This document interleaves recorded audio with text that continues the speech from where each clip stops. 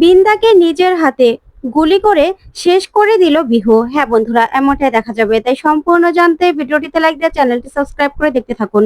গল্পের শুরুতে দেখা যাবে অঙ্কুরের কাছে সত্যজিৎ ফোন করে। তখন অঙ্কুরের কথা শুনে রাঙা বলে, কি হয়েছে অঙ্কুর দাদা, কি হয়েছে? তখন অঙ্কুর কিছু বলার আগেই সবাই অবাক হয় আর বলে, কি হয়েছে বলবে তো? তখন অঙ্কুর বলে, বিন্দা, আমাদের বড় বৌদি, সে জেলখানা থেকে পালিয়ে গেছে। তখন তো সবাই চমকে যায় আর বলে, কি বলছো তুমি? তখন বিহু বলে, কি বলছো তুমি পিসেমশাই? তারপরে একলব্য বলে, তোমাকে কে বললো? আর বড় বৌদি জেল থেকে পালালোই বা কি করে? ওইদিকে অঙ্কুর বলে, জেলখানায় দুজনকে আহত করে তারপরে বড় বৌদি সেখান থেকে পালিয়ে গেছে। আর একজনের অবস্থা তো খুবই আশঙ্কাজনক।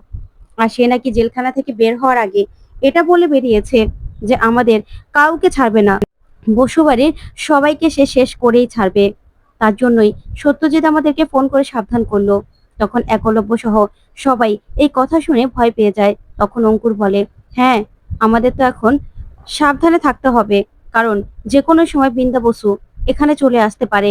তখন রাঙা বলে, আচ্ছা, সত্যজিৎ স্যার তোকে ফোন করলো, কিন্তু এই বড় বৌদি বেরোলো কি করে? তখন অঙ্কুর বলে, রাঙা, বড় বৌদি না খুব ভয়ঙ্কর অবস্থায় আছে, আমাদেরকে কিছু একটা করতে হবে। তখন রাঙা বলে, তুই চিন্তা করিস না, আমি তো এই বাড়িতে আছি, আমি থাকতে ওই বিন্দা বসু কিচ্ছু করতে পারবে না কারো। তখন বিহু বলে, কিন্তু মা, আমাদেরকে তো প্রস্তুতি নিতে হবে, তাই না? ওই বিন্দা বসুকে কিছুতেই আমরা ছাড়বো না। তখন প্রমিতা বলে, হ্যাঁ, সেই জন্য আমাদের সবাইকে সতর্ক থাকতে হবে। তখন একলব্য বলে, দিদি ভাই, আমার মনে হচ্ছে যে এবার খারাপ কিছু হতে চলেছে, কি করব বলতো? তখন অঙ্কুর বলে, পাঞ্চেরি, দরজা জানালা সব বন্ধ আছে তো? ঠিক তখনই কলিং বেল বেজে ওঠে। আর কলিং বেল বাজলেই সবাই অবাক হয়। তখন অঙ্কুর বলে, আচ্ছা, দরজাটা খুলো না, আবার বড় বৌদি চলে আসলো না তো? তখন প্রমিতা বলে, সেটাই তো মনে হচ্ছে। তখন রাঙা বলে, দাঁড়া, আমি দরজাটা খুলে দেখছি। আর এবার তো কিছুতেই ওই বড় বৌদিকে আমি ছাড়বো না, ওনা আমাদের অনেক ক্ষতি করেছে, তাই ওকে কিছুতেই ছাড়া যাবে না। তখন বিহু বলে, কিন্তু মা, এবার দেখতে তো হবে বাইরে কে আছে। তখনই রাঙা বলে, আমি দেখছি, আমি দেখছি কে এসেছে।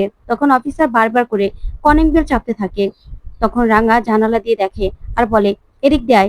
তখন সে অফিসার আসলে রাঙা বলে, কারা তোরা, কলিং বেল চাপছিস কেন? তখন অফিসার বলে, দেখুন ম্যাডাম, আমরা পুলিশ অফিসার, আমাদেরকে সত্যজিৎ স্যার পাঠিয়েছে আপনাদের পুরো বাড়ি পাহারা দেওয়ার জন্য। আপনাদের এটাই বলতে চাইছি যে আপনারা চিন্তা করবেন না। তখন রাঙা বলে, দাঁড়া, আমি দরজাটা খুলছি। তারপরে রাঙা আই কার্ড দেখেই দরজাটা খুলে দেয়। তখন অফিসার ভিতরে এসে বলে, সত্যজিৎ স্যার আমাদেরকে পাঠিয়েছে, আমরা পাহারা দিচ্ছি, আপনারা চিন্তা করবেন না। সাদা পোশাক পরে অনেকগুলো গার্ড বাইরে আছে। ওইদিকে বিন্দা নিজের ল্যাপটপের মধ্যে সিসিটিভি ক্যামেরা সব ফুটেজ দেখতে থাকে, যেখানে দেখা যায় যে সত্যজিৎ পুলিশ পাহারায় বসিয়েছে। তখন বিন্দা মনে মনে হাসে। তারপরে পোশাক চেঞ্জ করে গোফ লাগিয়ে একটা ছেলে সেজে নেয় আর একটা বন্দুক হাতে নিয়ে বলে, এবার রাঙা, তোকে আমার হাত থেকে কেউ বাঁচাতে পারবে না। তখনই বিন্দা কাউকে ফোন করে বলে, বাড়ি পুরো পুলিশ দিয়ে ঘেরাও করা আছে, তাই আগে ওই পুলিশদেরকে সরাতে হবে, তারপরে আমাদেরকে ভিতরে ঢুকতে হবে, বুঝতে পেরেছো? এদিকে দেখা যাবে একলব্য রাঙাকে বলে, রাঙামতি, চলো আমরা এই বাড়ি থেকে কোথাও চলে যাই বড় বৌদি অ্যাটাক করার আগেই, কারণ বড় বৌদির এই সব রাগই তো এই বাড়িটার উপর, তাই না? তখন রাঙা বলে, কি বলছিস তুই উড়ান বাবু, আমরা পালিয়ে যাব? এই বাড়ি থেকে আমরা কেন পালাবো? পালিয়েই বা কতদিন আমরা বাঁচবো? তখন অঙ্কুর বলে, ঠিকই বলেছে একলব্য, এই বাড়ির উপরেই তো যত রাগ। তখন প্রমিতা বলে, রাঙারে, আমার মনে হচ্ছে আপু এবার ঠিক কথা বলছে, বিন্দা প্রচন্ড রেগে আছে। আর তাছাড়া আমাদের বাড়ির বাইরেও নাকি ও লিখে রেখে গেছে যা আমাদের সবাইকে শেষ করে দেবে। তাই বিন্দার রাগ সম্পর্কে তো জানিস, এবার কিন্তু বিন্দার হারানোর কিছু নেই। বিহু ওর হাতের মুঠোয় ছিল, এখন বিহুও ওকে ছেড়ে দিয়েছে, তাই ও কিন্তু প্রচন্ড রেগে আছে, ও যা খুশি তাই করতে পারে। তখন একলব্য বলে, হ্যাঁ, আমার কিন্তু এবার প্রচন্ড ভয় করছে, বড় বৌদি আমাদের আলাদা করার জন্য অনেক কিছু করেছে। তখন রাঙা বলে, না না মা, তুই বলছিস এসব কথা, আমরা এখন পালিয়ে যাব? তুই তো কোনোদিনও কোনো অন্যায়কে প্রশ্রয় দিসনি, আর কোনো কিছুকে তুই ফেলে চলে যাসনি ভয়ে।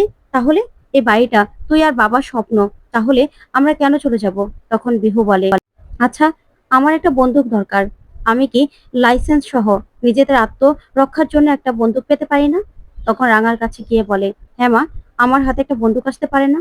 তখনই অঙ্কুর বলে, হ্যাঁ বিহু, সত্যজিৎ লাইসেন্স দেওয়া পিস্তল তোর জন্য ব্যবস্থা করছে, তুই চিন্তা করিস না। তখন প্রমিতা বলে, কিন্তু সেটা আস্তে আস্তে তো সকাল হয়ে যাবে, আজকে রাতটুকু। তখন সৌকর্য বলে, আচ্ছা আমি বরং পাড়ার ছেলেদেরকে বলে দিচ্ছি, সবাই পাহারা দেবে, আর আমরা এতগুলো মানুষ আছি, আমরা কি পারবো না সবাই সবাইকে রক্ষা করতে? তখন বিহু বলে, হ্যাঁ, ওই বৃন্দা বসুকে আমরা আটকাবই, আমরা এতগুলো মানুষ আছি, আমি আছি, মা আছে, আমরা সবাই মিলে ওই বৃন্দা বসুর খেলা শেষ করবই আজকে। বৃন্দা বসুকে কিছুতেই জিততে দেব না, কিছুতেই না। অন্যদিকে বৃন্দা ওর লোকদেরকে বলে যে কিভাবে ও ভিতরে ঢুকবে। বড় একজন অফিসার সেজে আই কার্ড সব রেডি থাকতে বলে, আর বলে যে অফিসার সেজে ওদেরকে সেখান থেকে সরানোর ব্যবস্থা করব। তারপরে এই ইলেকট্রিক চেয়ারে এনে ওদেরকে বসাবো, পুরো বসু পরিবারকে আজকে আমি শেষ করব। এই বলে বৃন্দা বন্দুক নিয়ে সেখান থেকে বেরিয়ে পড়ে। ওইদিকে রাঙা জানালা দিয়ে দেখে যে পুলিশ অফিসাররা সবাই পাহারা দিচ্ছে। তখনই সেখানে বিহু চলে আসে, আর এসে বলে, মা, কি ভাবছিস তুই? কি ভাবছো? তুমি শুয়ে পড়ো, তুমি চিন্তা করো না, আমি আছি তো। তখন রাঙা বলে, না না বিহু, তুই গিয়ে শুয়ে পড়, তুই চিন্তা করিস না, আমি আছি। আমি না জঙ্গল ফাইটার, তাই আমি এরকম বৃন্দা বসুর থেকেও খারাপ খারাপ মানুষদেরকে সাহায্য করেছি, তাই তুই আমার জন্য ভাবিস না বিহু। তখন বিহু বলে, মা, তারপরেও তোমাকে আমি একা রেখে কি করে চলে যাবো বলো তো? তুমি সারা রাত জেগে থাকবে আর আমি কি পড়ে পড়ে ঘুমাবো? তখন রাঙা বলে, তুই চিন্তা করিস না বিহু, আমি আছি তো, আমি কারোর কিচ্ছু হতে দেব না, আমি যখন আছি কারো কিচ্ছু হবে না। তখন এই কথা শুনে বিহু বলে, কিন্তু মা, ওই বৃন্দা বসু খুবই ডেঞ্জারাস। তখন রাঙা বলে, তোকে আমি আগেই বলছি বিহু, তুই কিন্তু কোনো রকম কোনো অন্যায় করবি না, তোকে কিন্তু অলিম্পিক খেলতে হবে, তোকে চ্যাম্পিয়নশিপটা জিততে হবে, তাই নিজের গায়ে কোনো রকম কোনো কালি ছিটাবি না, না পুলিশি ঝামেলায় পড়বি, না কিছু। তুই অনেক ভুল কাজ করেছিস, আর কোনো ভুল কাজ করবি না। তখন বিহু বলে, হ্যাঁ মা, কিছু করব না। তখনই সেখানে প্রমিতা আসে, আর বিহুর হাতে নিজের লাইসেন্স করা বন্দুকটা তুলে দেয়, আর বলে, আমরা যখন এজেন্সির হয়ে কাজ করতাম তখনকার এই বন্দুকটা আমার হাতে রয়ে গেছে। তখন বিহু বলে, কি বলছো তুমি ঠাম্মি? দাও, এটা আমার হাতে দাও, এটা লাইসেন্স করা তো? তখন প্রমিতা বলে, হ্যাঁ অবশ্যই এটা লাইসেন্স করা। তখনই বিহু সেই বন্দুকটা হাতে নিয়ে দেখতে থাকে, আর বলে, যাক ঠাম্মি, তাহলে এটা আমার কাছে থাকবে। তারপরে বিহু বলে, আচ্ছা ঠাম্মি, এটা আমি আমার কাছে রাখি।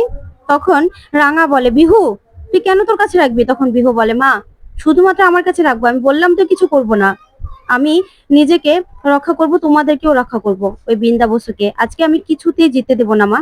তখন এই কথা শুনে রাঙা অবাক হয়। তারপরে বিহু বলে, তুমি চিন্তা করো না। এই বলে বিহু বন্দুকটা হাতে নিয়ে চলে যায়। তখনই একলব্য সেখানে আসে।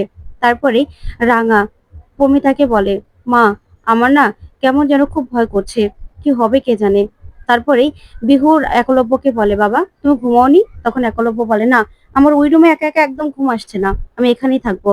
তারপরেই অঙ্কুশ সেখানে চলে আসে, আর সেই বলে, পিছনের দরজাটা আমি লাগিয়ে দিয়েছি, কিন্তু কিছু দিয়ে সেটা ঠেক দিয়ে দিলে আরো ভালো হতো। তারপরে রাঙা একলব্যকে বলে, তুই বরং এখানে শুয়ে পড়। তখন একলব্য বলে, কি বলছো রাঙামতি, তোমরা সবাই জেগে আছো আর আমি কিনা শুয়ে থাকবো? না, সেটা কিছুতেই হতে পারে না। তখন রাঙা বলে, দেখ উড়ান বাবু, বড় বৌদি যতই চেষ্টা করুক না কেন, আমাদেরকে অনেকবার আলাদা করার চেষ্টা করেছে, অনেকবার আমাকে মেরে ফেলার চেষ্টাও করেছে, কিন্তু সে না কোনোদিনও সফল হয়নি।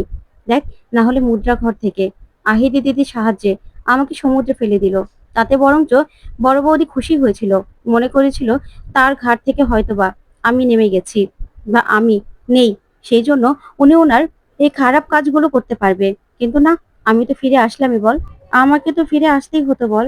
তখন একলব্য বলে, আহিরি, আহিরির সঙ্গে আমি কি করে যে সম্পর্ক করলাম সেটাই আমি বুঝতে পারি না রাঙা, এমন একটা মেয়েকে আমি কি করে ভালোবেসেছিলাম। তখন রাঙা বলে, দেখ উড়ান বাবু, তোর কি দোষ? তুই তো জানতিস না যে আহিরি দিদি এরকম খারাপ মানুষ।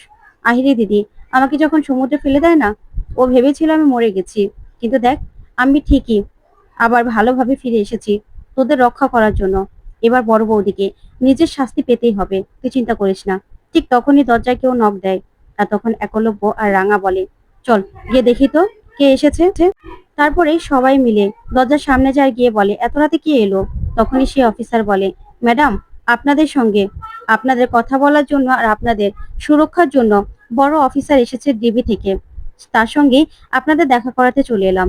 তখনই বৃন্দা সেখানে এসে হাজির হয়, আর এসেই আসলেই রাঙা বৃন্দাকে দেখে তাকিয়ে থাকে, আর বলে, না না, তোকে চিন্তা করতে হবে না, আমরা সবাই ভিতরে আছি। বৃন্দা বসু কি ধরা পড়লো? তখন বৃন্দা সঙ্গে সঙ্গে সে অফিসারকে গুলি করে মেরে ফেলে, আর এইদিকে রাঙার দিকে সঙ্গে সঙ্গে বন্দুক তাক করে ধরে। এদিকে একলব্য অঙ্কুর কিছুই করা ছিল না যেন, সবার হাত পা বাঁধা। তখন বিন্দা রাঙার মাথায় বন্দুক ধরে। তখন বিহু বন্দুক দিয়ে গুলি করতে গেলেই বিন্দা বলে, একদম না, আমার দেখানো পথে একদম আমাকে ঘায়াল করার চেষ্টা করবে না তুমি বিহু। তাড়াতাড়ি বন্দুক ফেলো, না হলে কিন্তু তোমার মাকে আমি শেষ করে দেবো। তখন রাঙা বলে, বিহু তুই বন্দুকটা ফেলে দে। তখনই বন্দুক সরিয়ে নেয় বিহু। ওদিকে বিন্দা রাঙাকে বলে, রাঙা তোকে তো আমি ছাড়বো না, তুই এই পর্যন্ত আমার অনেক ক্ষতি করেছিস। এই বসু পরিবার আজকে আমি শেষ করেই ছাড়বো। সবাই আমার পিছনে লেগেছো তাই না? এত তাড়াতাড়ি বিন্দাকে তোমাদের ঘাট থেকে নামাতে পারবে? তখন প্রমিতা যেতে লাগলেই বিন্দা বলে, একদম না প্রমিতা বসু, কি ভেবেছো তোমাদেরকে ছেড়ে দেবো? না, তোমাদের জন্য তো আমি ইলেকট্রিক চেয়ার রেডি করে রেখেছি, ইলেকট্রিক চুল্লি, যেখানে বসলে না সঙ্গে সঙ্গে তোমরা পুরো ছাই হয়ে যাবে। শুধুমাত্র সাদা ছাইগুলো থাকবে, আর কিছু না। এরকম ইলেকট্রিক চুল্লি না তোমরা কোথাও দেখোনি। আর রাঙা, বিয়ের পর থেকেই তুই আমার পিছনে লেগেছিলি, সব সময় আমাকে সবার সামনে অপমান করেছিস, ছোট করেছিস। কি দরকার ছিল তোর আমার পিছনে লাগার? তাই তোকে তো শাস্তি পেতেই হবে, তোকে আমি নিজের হাতে শাস্তি দেব। তখন এই কথা বলেই রাঙার দিকে বন্দুক ধরে রাখে বিন্দা। তো বন্ধুরা, কেমন লাগলো আজকের আপডেট? কমেন্ট করে জানাতে ভুলবে না। ধন্যবাদ।